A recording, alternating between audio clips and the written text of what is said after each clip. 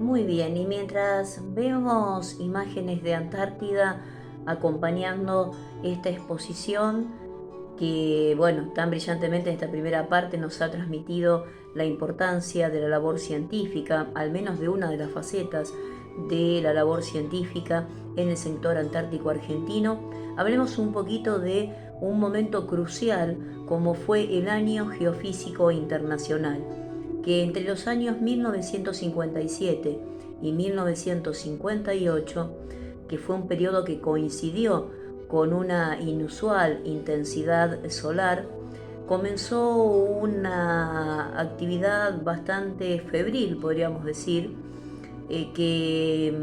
está de alguna manera enmarcada con el lanzamiento del Sputnik y el Explorer por las dos grandes superpotencias de la época, y que Argentina comenzó una serie de actividades vinculadas al Año Geofísico Internacional prematuramente en enero de 1957,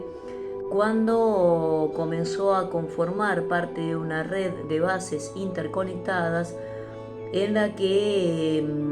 se destacaría luego la conformación de la comisión que firmaría el Tratado Antártico el 1 de diciembre de 1959. O sea, comenzó toda una serie de labores conjuntas y conectadas, además, con los esfuerzos científicos que estaban desempeñando otros países. En 5 de las 11 ramas de estudios que el Año Geofísico Internacional propuso en relación a las investigaciones antárticas, Argentina se destacó brindando aportes en actividad solar, rayos cósmicos, geomagnetismo, auroras polares y física ionosférica. La ciencia nacional de esta manera sí fue protagonista, y Argentina se destacó en el estudio de auroras, en sismología también, en meteorología y también en oceanografía, rayos cósmicos, glaciología, y también en los estudios psicológicos que se realizaron en la población que estuvo afectada a estas actividades, que sus conclusiones permitieron aportar valiosos elementos para lo que sería luego la vida en el espacio, o sea, cómo preparar psicológicamente a las futuras tripulaciones de, bueno, de la llamada carrera aeroespacial que protagonizaron la Unión Soviética y Estados Unidos, pero que todos los países que intervinieron en aquel año geofísico internacional con sus misiones de científicos de alguna manera contribuyeron a generar estos aportes. Justamente en cuanto a la colaboración científica, tengamos en cuenta que los Estados Unidos permitió que la estación científica Ellsworth, al norte de la barrera de hielo Flickner, fuera utilizada por científicos argentinos, demostrando así el verdadero espíritu de cooperación antártica.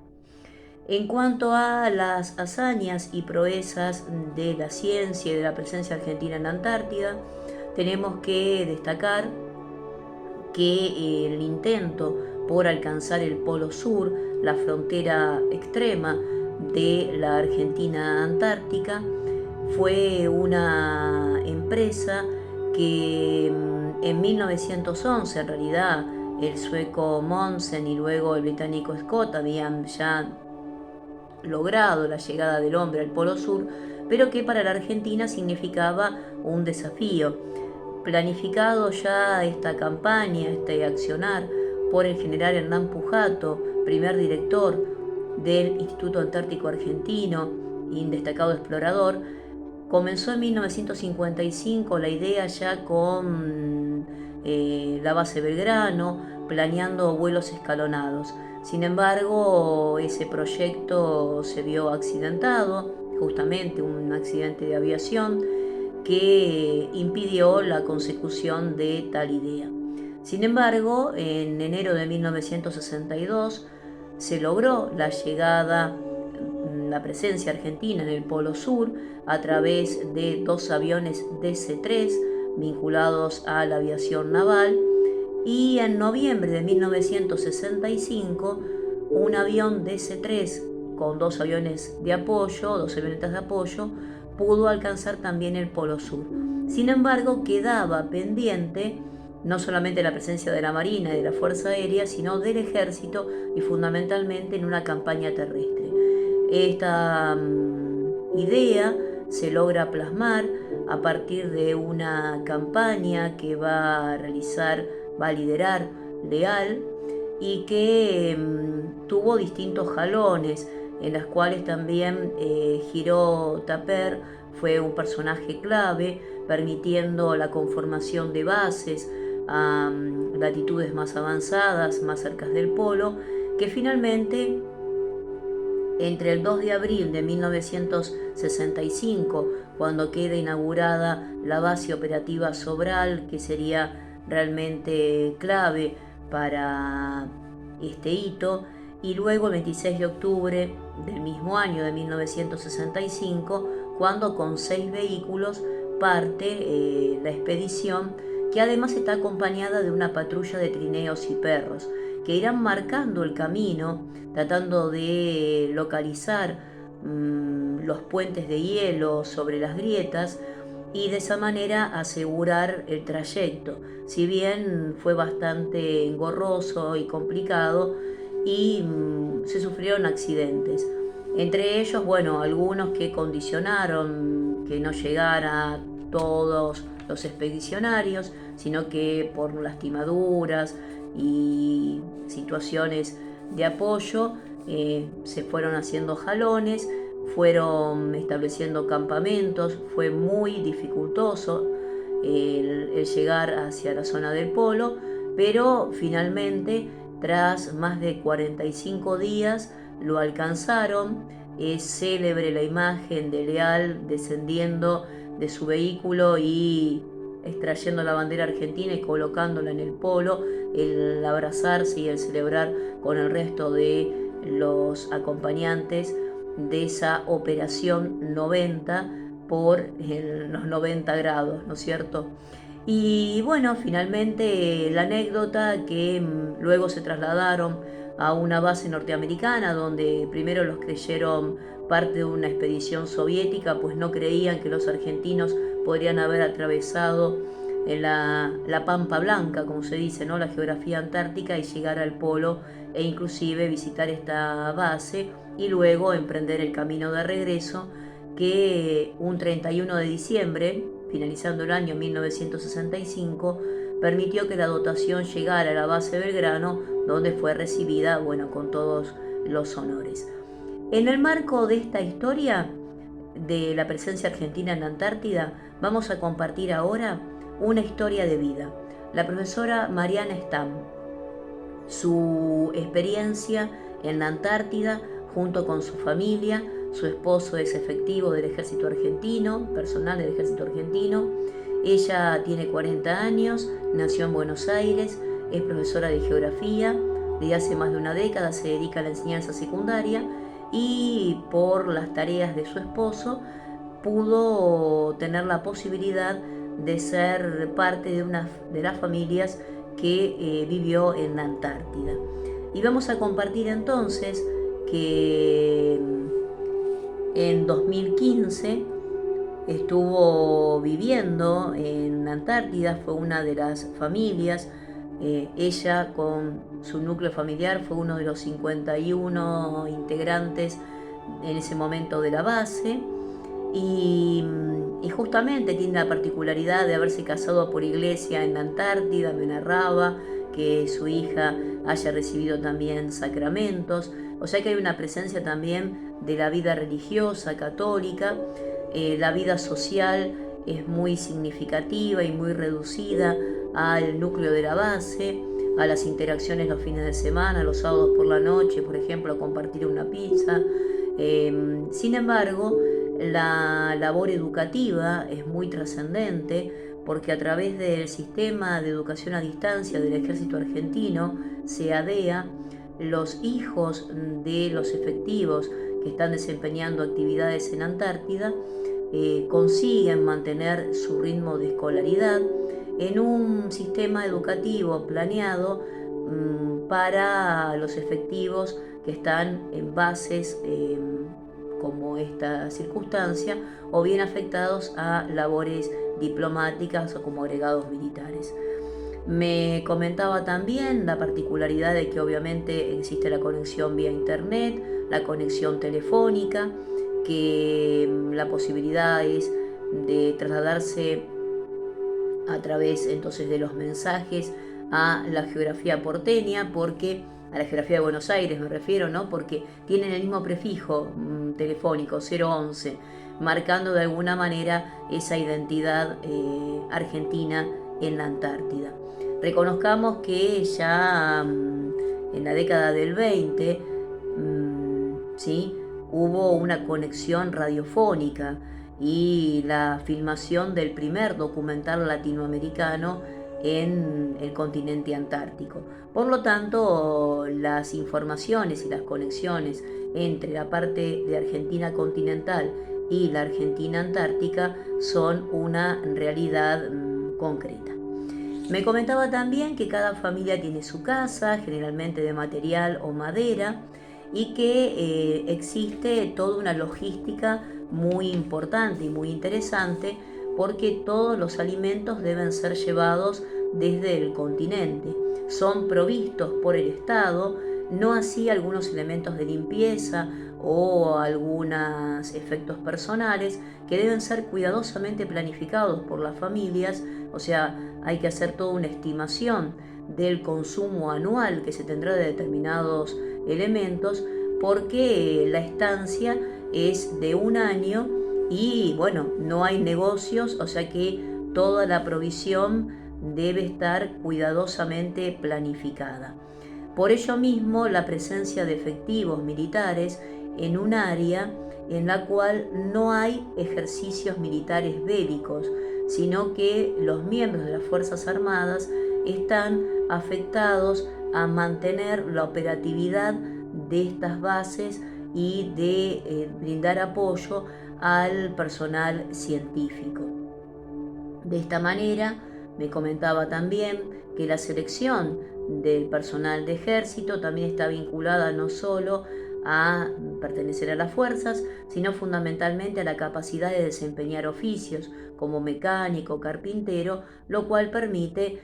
mantener operativamente las bases. En el caso del esposo de la profesora Stam, justamente sus conocimientos en carpintería permitían brindar un servicio específico.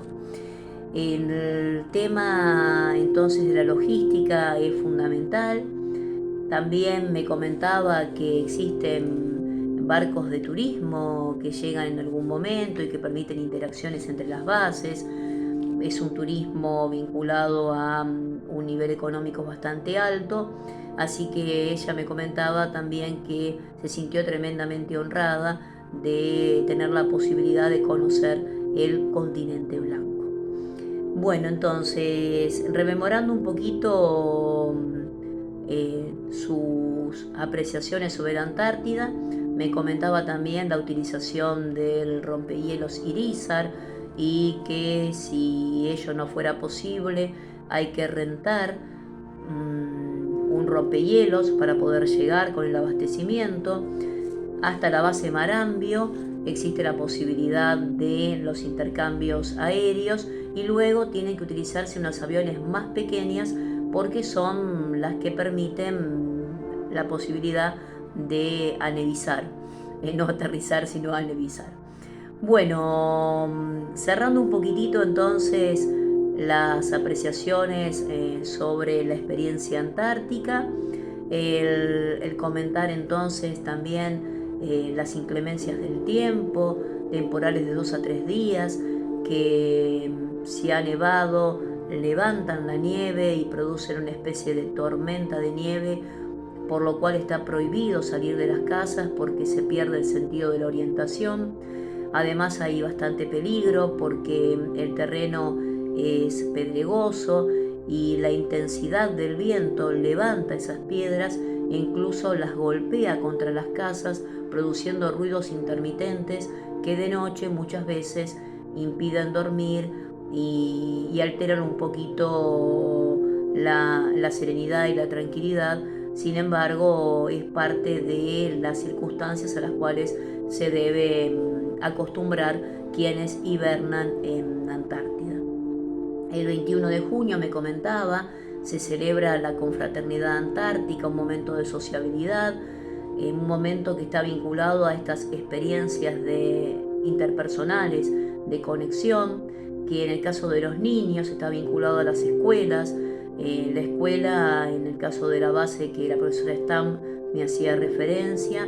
está compuesta por un edificio bastante pequeño, con 2 aulas que en ese momento estaban destinadas a la educación primaria y un aula de educación superior, que se van adaptando al número de alumnos